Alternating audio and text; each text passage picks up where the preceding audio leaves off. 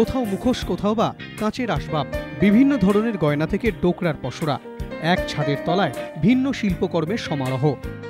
এবার আসাম, বিহার আমাদের special area.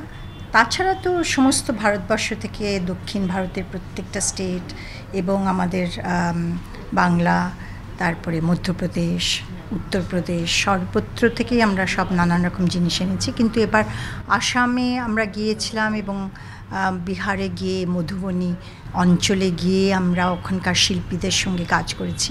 সুতরাং সেটা করে আমাদের খুব ভালো লেগেছে।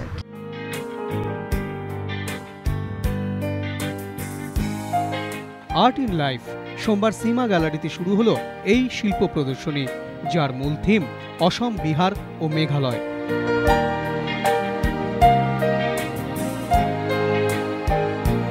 এছাড়াও প্রদর্শনীতে রয়েছে বিভিন্ন ধরনের মূর্তি, ব্যাগ, সিন্দুক, রয়েছে শাড়ি থেকে শুরু করে নানা ধরনের পোশাক। আর তা চাক্ষুষ করতে সকাল থেকেই সেখানে মানুষের ভিড়, সেলিব্রিটি সমাগম, উচ্ছ্বসিত সকলেই। আমার এরকম ধরনের কালেকশনস এত ভালো লাগে, specially Indian textiles and crafts নিয়ে এখানে সীমাতে হয়।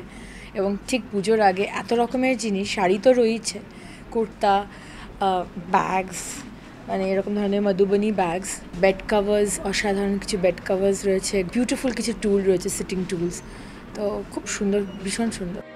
অনন্য শিল্পকর্মকে নিজের সংগ্রহে রাখতে উদ্গ্রীব সবাই। সীমায় এই প্রদর্শনী চলবে 20 অক্টোবর পর্যন্ত।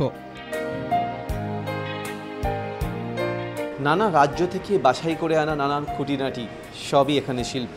আর্ট ইন লাইফ সীমা গ্যালারির এই প্রদর্শনী চলবে আগামী 20 অক্টোবর পর্যন্ত। ক্যামেরায় দীপ্তেন্দু চক্রবর্তীর সঙ্গে মনোজিৎ সরকার, এবিপি আনন্দ, কলকাতা।